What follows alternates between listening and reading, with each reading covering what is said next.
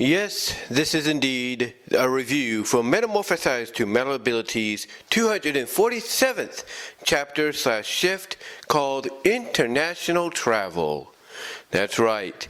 It basically takes place right after immediately the last shift in chapter 246 ended, where we have Briella floating in the breeze, as a bunch of balloons.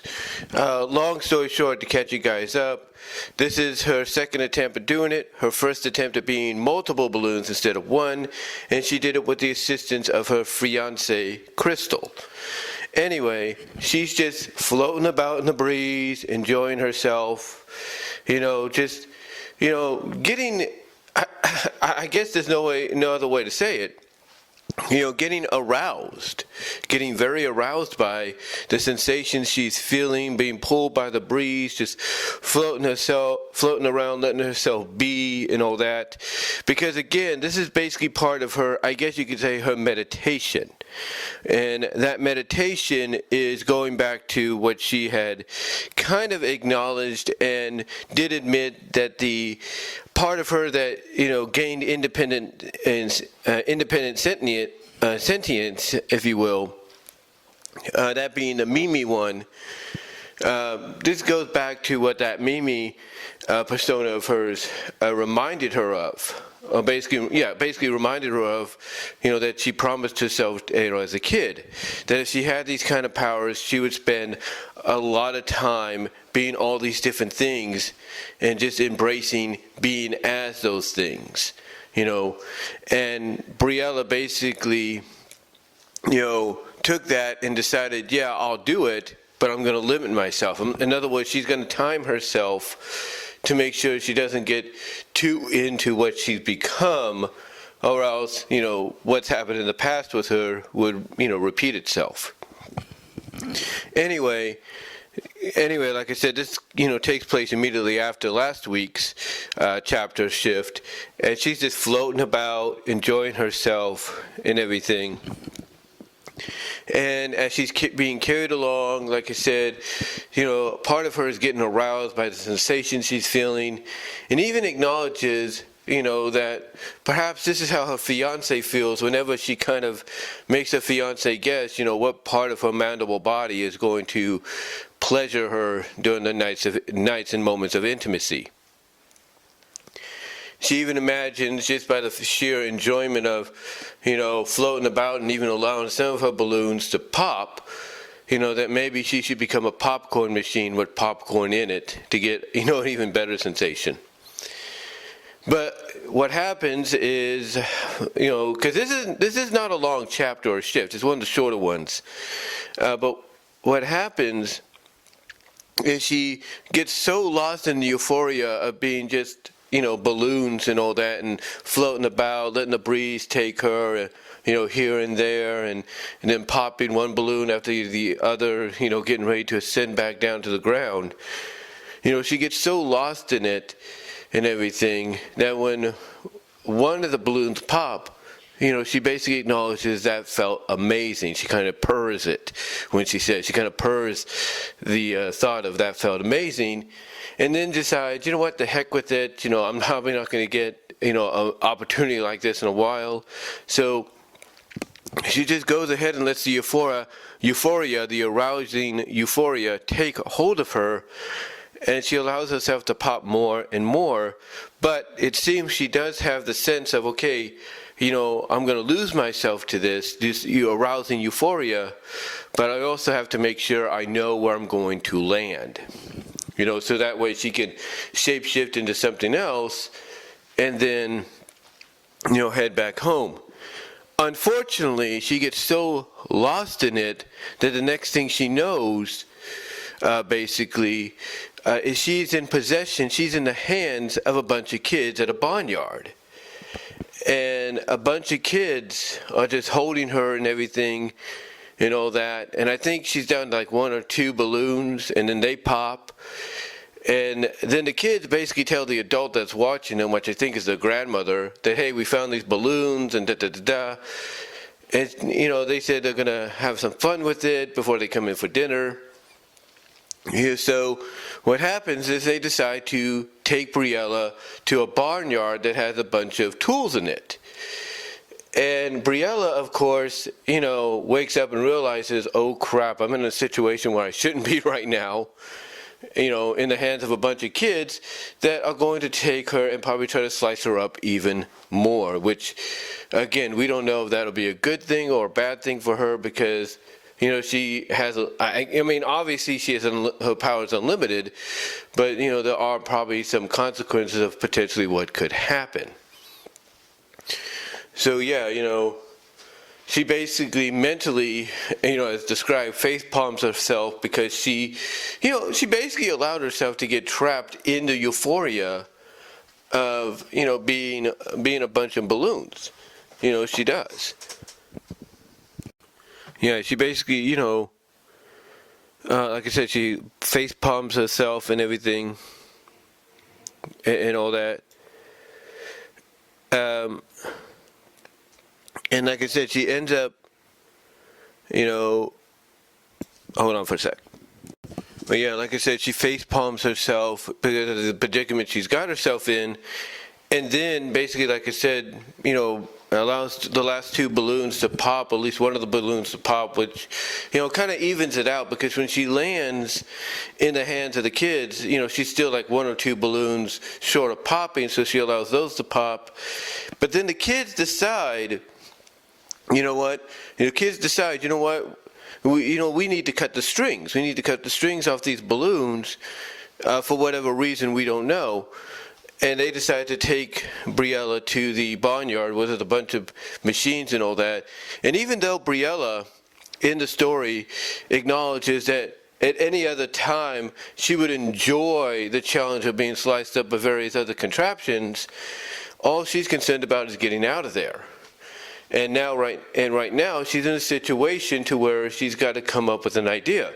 Basically, her popping idea, basically allowing herself to pop, and basically having nothing but deflated pop balloons in the possession of the kids would help out, but obviously that's not the case.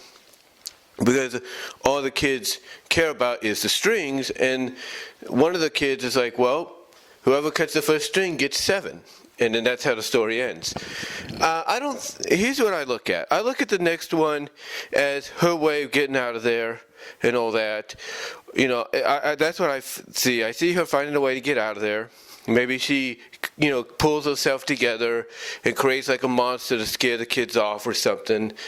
Or maybe she, pulls herself together and surprises the kids when she reveals who she is, or maybe she talks to them through the various pieces and explains the situation, and maybe she agrees to have fun with them and say, hey, I'll have some fun with you, we'll have a playtime here, but you can't tell anybody about what happens.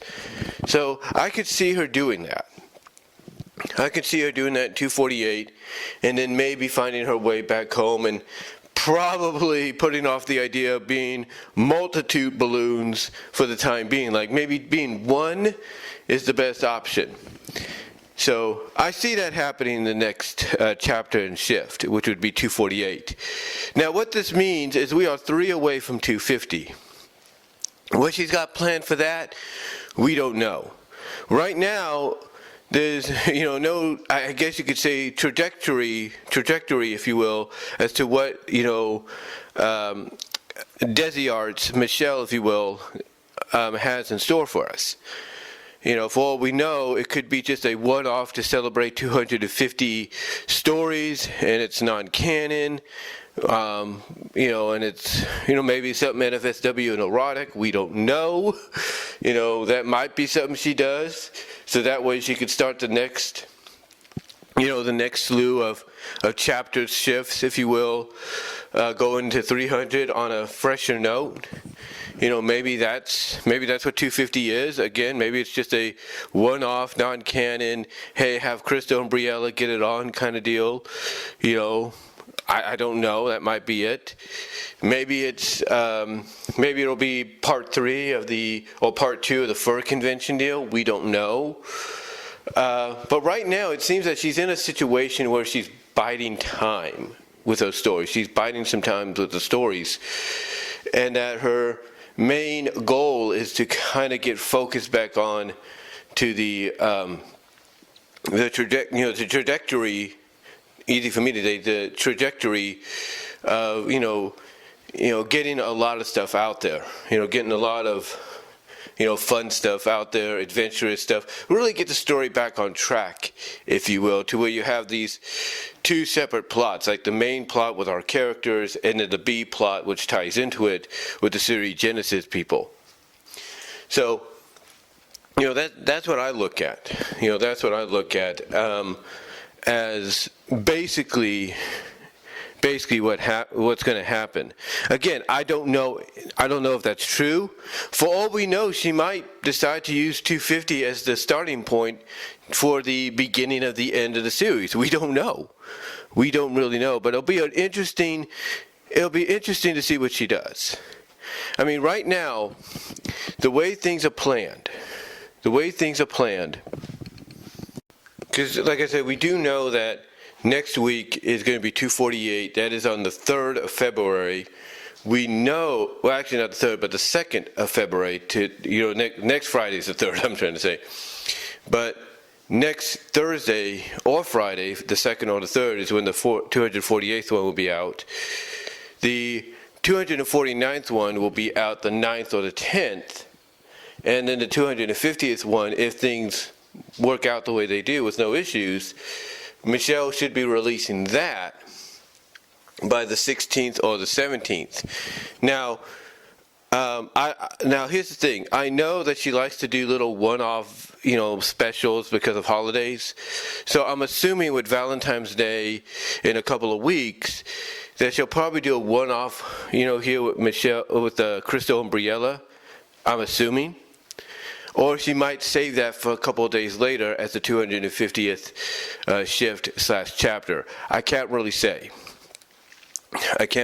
but I will say this. Whatever she's got planned for the 250th one in the next several weeks, it'll be interesting. Like I said, it could be the beginning of something big that leads towards the end of the series, maybe builds to 275, maybe 300. It could be, like I say, a one-off, where, they just celebrate together and get really intimate and gooey and all that. I don't know. It could be anything. But we'll see. Maybe she'll take a page out of what Grey Pythenia did. You see, Grey Pythenia, not to get off track here, when she got to a certain part of her What Dreams May Become series, when she got to a certain part of that, mainly via followers of her DeviantArt page and all that, she made a promise that she would allow everybody that followed her, supported her, and everything, to really contribute. She promised everybody that you could contribute and send me ideas to incorporate in, I think it was, part 5 or part 6 or something like that, of her What Dreams May Become series. I think it was one of them.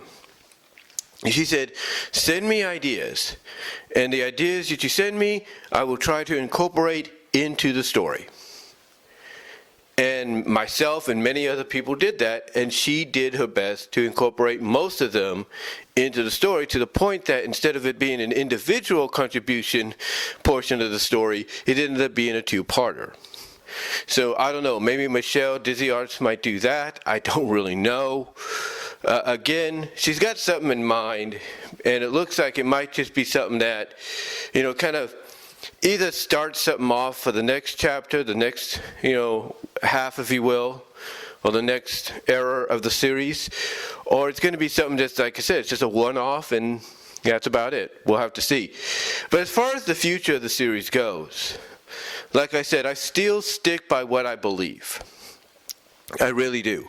I still stick by what I believe. And what I believe, in my opinion, is when it's all said and done, Briella's going to find a way to grant, or to, not grant, but give Crystal the same powers she does, or Crystal's going to gain the same powers that she does somehow, or she might gain powers similar, to what Briella has, but not identical, but basically similar to enough to where the intimate interaction could get a lot more interesting, as time goes on. That's my prediction there still, that Crystal is going to get some powers identical, if not similar. The other prediction I have is, we haven't seen him for a while, and in that one chapter where Briella's, idly studying the face of one of the suspected senior researchers, I would not be surprised if her best friend, Alania's fiance, has something to do with what's going on in Ceregenesis and the whole, the whole Dr. Zetweimer, situation and all that. I would not be surprised. Why, you may ask?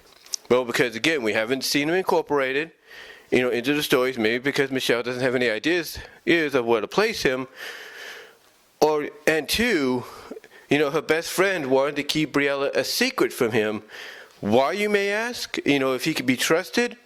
To me, there's something more going on, and I think eventually we will find out. We will find out. I also believe that the other Omega character that we got introduced to will show up again and, explain who they are. For all we know, maybe it is Alania's boyfriend that's the Omega character. We don't know. But anyway, I got a feeling they may show back up eventually in time for maybe the climax and everything. And I predict that the wedding portion of this series, it won't happen in 250, obviously, but it seemingly is going to happen probably around 275. I mean, the one thing that, Michelle obviously likes to do with these kind of stories, she likes to give certain events time. I've noticed that. There are certain things she likes to give time to build up to. And the wedding portion of the story, I think, is going to get built up to for an appearance, in my opinion, in the next 27 weeks, in my opinion. In fact, hold on for a second. So yeah, like I said, she likes to build things up. And if she stays on track, I'm not saying nothing personal, life-wise or anything will interrupt, but if she stays on track, then by August 4th, that's according to my devices that we have, in the house, basically by August 4th, she should have 275 up and ready to go, and that may be where the wedding takes place, because it's going to be during the summer. And, storyline-wise, a lot of people like to have weddings in the summer. I know this because my nephew and his fiancée are having their wedding in the summer too. So I think storyline-wise and even in fiction, it's a good setting to do one in. But we'll see. Now, she could wait, until, they hit 300, which would be 25, weeks later. And that's not a problem either. That might be towards the end of the year, into the beginning of 2024. But again, that's up to them. Remember, we only have 52 weeks in a year, right?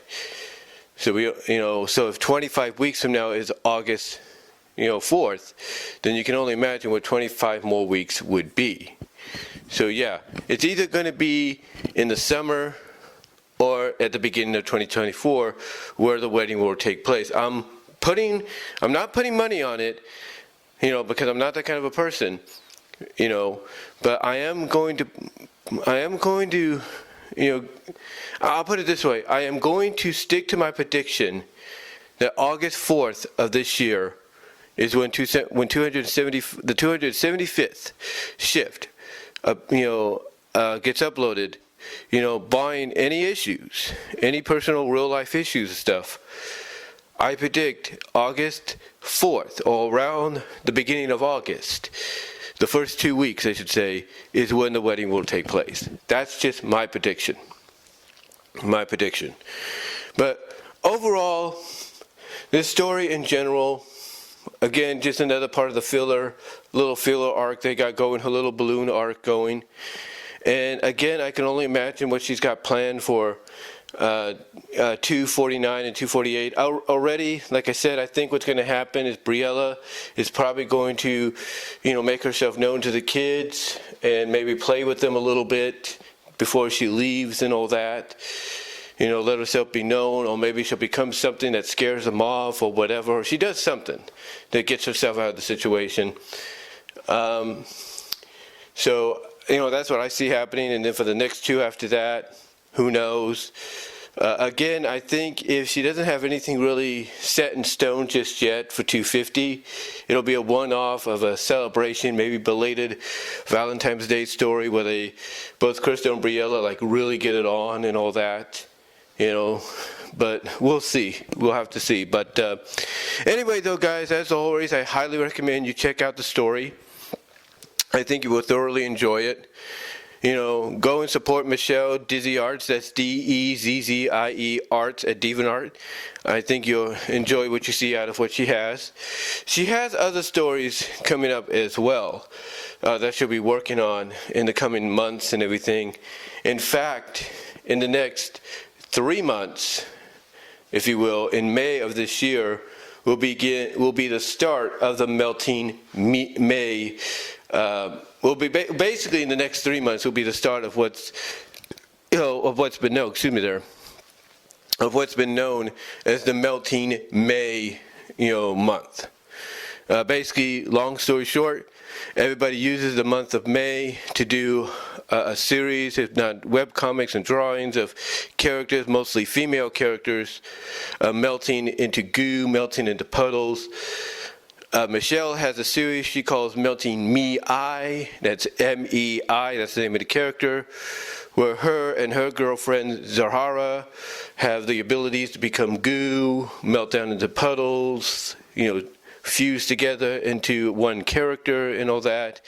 She plans on continuing that in May with a little bit more story added to it, and potentially a new third participant to the party as well. It probably is being hinted at, for the future, but we'll see. We will have to see. But yeah, she's working on that, and that's coming, like I said, within the next 3 months, 3.5 months, if you will. But anyway, though, guys, again, check out her page, support her, check out this story series. Again, I think you'll thoroughly enjoy it. And until next time, I will talk to you all later.